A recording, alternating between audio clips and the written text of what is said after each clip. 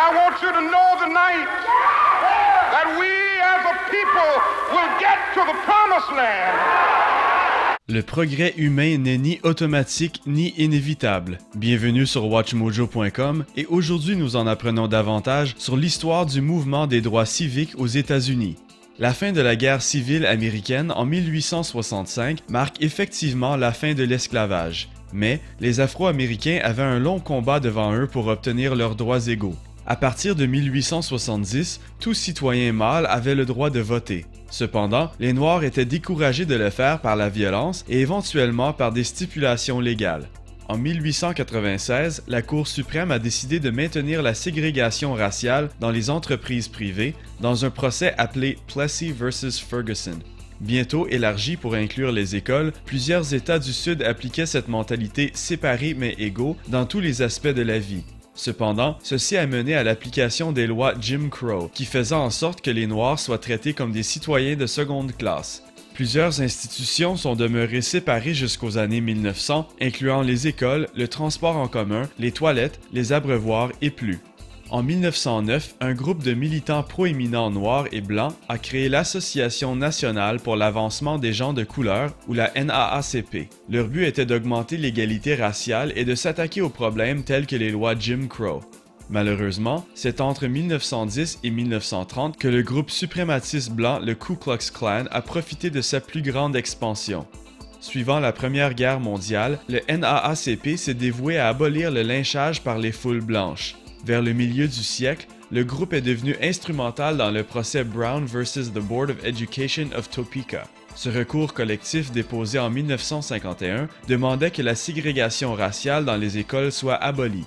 Amené à la Cour suprême, le procès a fait en sorte que les premières écoles intégrées aux États-Unis soient ouvertes à l'automne 1955.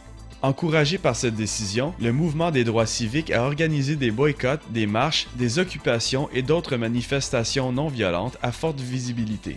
Celles-ci incluaient le boycott des bus de Montgomery de 1955 en support de Rosa Parks.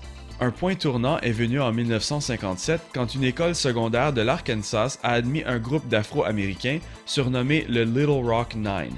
Comme il se faisait chahuter par d'autres élèves, le gouverneur et même la garde nationale de l'État, le président Dwight Eisenhower est éventuellement intervenu pour assurer le passage en sécurité de ses élèves. En 1962, les universités aussi ont commencé à s'intégrer, même si les étudiants noirs étaient accueillis avec protestation et violence.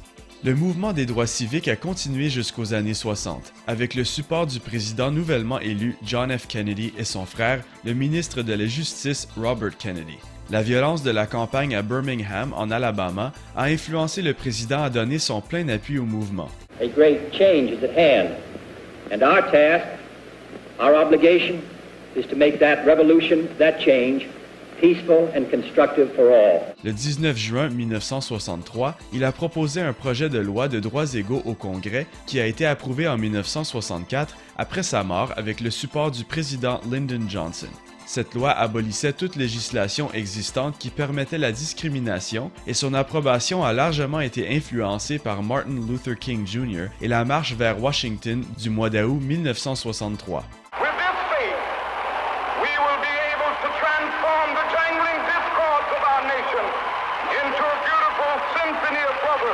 Capturant l'attention des médias et de la population, cet événement a attiré des centaines de milliers de personnes en support des droits égaux. Suivant ceci, la loi sur les droits de vote de 1965 a mis fin au système électoral partiel. De façon instantanée, les Noirs pouvaient maintenant voter et se présenter comme candidats. Cependant, quelques jours après, le 11 août, une émeute violente de 6 jours dans la communauté de Watts à Los Angeles a résulté en 34 décès. Ceci était indicatif d'une période de violence motivée par la race qui a pris place dans la deuxième moitié des années 1960. Cette époque a aussi vu l'ascension du Black Power, dirigé en grande partie par Stokely Carmichael, en opposition aux extrémistes tels que le Ku Klux Klan. Cette idéologie a été exemplifiée par le Black Panther Party, qui suivait les principes mis de l'avant par Malcolm X. Devenant proéminent dans les années 1950, ces idées radicales encourageaient le militantisme pour les Noirs. Black people are dissatisfied. They're dissatisfied not only with the white man, but they're dissatisfied with these Negroes who have been sitting around here posing as leaders and spokesmen for black people and actually making the problem worse instead of making the problem better. Malcolm X est demeuré un activiste déterminant et controversé pour les droits humains jusqu'à son assassinat en 1965. Les meurtres des chefs du mouvement ont continué quand Martin Luther King Jr. a été tué en avril de 1968 et Robert Kennedy 2 mois plus tard. Malgré les tensions raciales qui ont continué jusqu'aux années 1990, le progrès est mesurable. L'élection du président Barack Obama en 2008 est vue par plusieurs comme étant la culmination d'une lutte pour l'égalité raciale vieille de centaines d'années. This is the meaning of our liberty and our creed, why men and women and children of every race and every faith can join in celebration across this magnificent mall, and why a man whose father less than 60 years ago might not have been served at a local restaurant can now stand before you to take a most sacred oath.